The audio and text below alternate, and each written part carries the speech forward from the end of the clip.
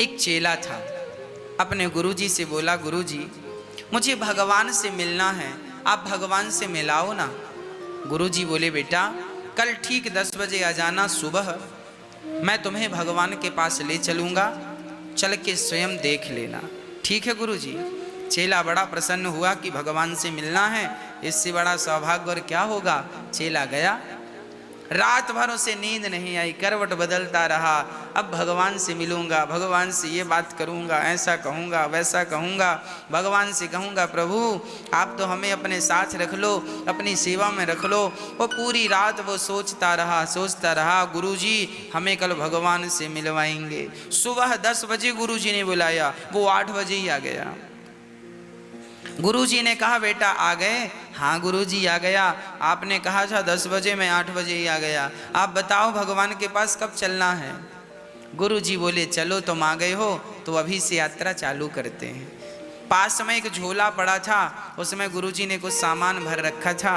गुरुजी ने कहा, बेटा झोला उठाओ, कंधे पे रखो और चलो। वो चेला कंधे पे झोला उठाया, सामान का बोझा लेकर चला। बहुत प्रसन्न है, गुरुजी भगवान से मिलाएंगे, भगवान से मिलाएंगे। अब चलते चलते वो जो बोझा लिया था, उस गुरुजी के बैग में 10 से 15 किलो का वजन था। अब वो कभी इस कंधे पे रखे, कभी इस कंधे पे रखे, कभी सिर पे रखे, कभी हाथ से उठाए। चलता चलता थक गया। गुरुजी थोड़ा सा विश्राम कर लूं? क्यों बेटा? गुरुजी ये बहुत वजन है। गुरुजी ने कहा, तुम्हारी मर्जी है तो तुम विश्राम कर लो। गुरुजी एक पेड़ की छांव में रुक गए, वो भी रुका और गुरुजी से पूछा, गुरुजी ये बताइए भगवान से मिलने चल रहे हैं, अभी और कितने दूर चलना है? गुरुजी ने कहा, बेटा ये जो पहाड़ दिख रहा है, ये पहाड़ पूरा पार करना है, इसके बाद भगवान का दर्शन होगा। वो व्यक्ति, वो चेला गुरुजी की तरफ देखा और बोला, गुरुजी मैं चलने से इनकार नहीं करता, पर इतना बड़ा पहाड़, इतना बड़ा झोला लेकर चढ़ना कठिन हो जाएगा। गुरुजी आप बताइए इस झोले में क्या आपने भर रखा है? गुरुजी ने कहा, बेटा कुछ चीजें काम की हैं और कुछ चीजें काम की नहीं।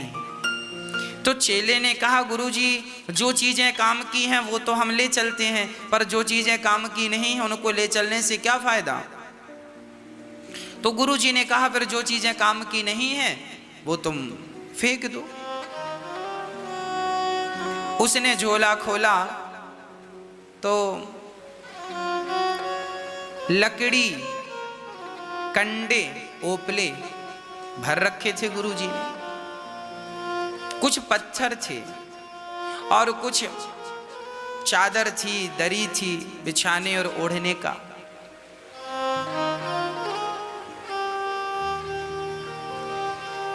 गुरुजी ये सामान जो व्यर्थ का है ये मैं फेंक दूं? हाँ हाँ गुरुजी। गुरुजी ने कहा, फेंक दे चल। उसने सारा झोला उलट दिया। रहे दरी और चादर, उनमें वजन कितना? थोड़ा सा। कंधे पे उठाया और झोला का पूरा सामान फेंककर अंगड़ाई लेता हुआ बोला, गुरुजी आनंद आ गया। गुरुजी बोले, बेटा चल वापस। अरे आप तो बोल रहे थे पहाड़ के उस पार मिलेंगे, और आपने तो अभी दिखाया नहीं भगवान को और कह दिया वापस चलो। क्यों गुरुजी? गुरुदेव ने कहा, बेटा अभी अभी तूने अंगड़ाई लेते हुए क्या बोला? मैंने बोला गुरुजी आनंद आ गया। तो गुरुजी ने कहा, बेटा उस ईश्वर का नाम आनंद ही तो है। नंद के आनंद भयो हम गाते तो हैं, कहते तो हैं। जो नंद का छोरा है उसका नाम है आनंद। जो दशरथ जी के बेटे हैं राम, उनका नाम है आनंद। ये जो तुझे आनंद आया है, ये जो आनंद की अनुभूति हुई है, ये जो अनुभूति है ना, यही ईश्वर है। ये जो सुख की, आनंद की जो अनुभूति होती है वो ईश्वर की अनुभूति है। ईश्वर इतना ही आनंददायक है, इतना ही आनंददायक। गुरु जी ने कहा, बेटा तू झोला उठाकर चल रहा था, जब तक तेरे कंधे पे, तेरे सिर पे झोला था, वजन था, तब तक तुझे आनंद की प्राप्ति नहीं हुई। और जिस समय तूने अपना झोला फेंका उसी समय तुझे आनंद की प्राप्ति हो गई। कहने का अर्थ ये है, ये संसार के लोग जबरदस्ती, और उस झोले में कुछ सामान काम का था और कुछ सामान काम का नहीं था। इसका अर्थ यह है कि आप अपनी जिंदगी का बोझा लिए घूम रहे हैं। आज जिंदगी लोगों की भार बन गई है, बोझ बन गई है। क्यों बोझ बन गई? क्योंकि जो सामान मतलब का नहीं है वो भी आप लिए घूम रहे हैं। अच्छा बताइए, आपको क्रोध की क्या जरूरत है? आपको क्रोध की क्या जरूरत है? फिर भी आप क्रोध का वजन लिए घूम रहे हैं कि नहीं? आपको अहंकार की क्या जरूरत है? फिर भी आप अहंकार का वजन लिए घूम रहे हैं कि नहीं? व्यर्थ की चीजों से आपने झोला भरा है, इसलिए तो वजनदार लगता है। इसलिए कहता हूं, आप अपने जीवन में जो ये बोझा लिए घूम रहे हैं, ये बोझा पटक दीजिए।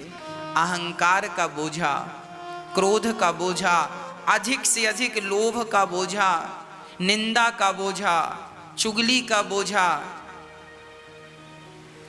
हाँ, ये जो बुराइयों के बोझे हम लिए घूम रहे हैं, व्यर्थ का है। ये जबरदस्ती ये भार बढ़ा रहा है, जबरदस्ती। जैसे आपके घर में कुछ सामान ऐसा होता है जो अनुपयोगी होता है, जिसका कोई उपयोग नहीं होता, पर वो जगह को कवर करके रखता है। फिर आप क्या करते हैं? दीपावली आई तो सारा कचरा निकाल दिए और रद्दी वाले को बुला करके वो सामान आपने बेच दिया।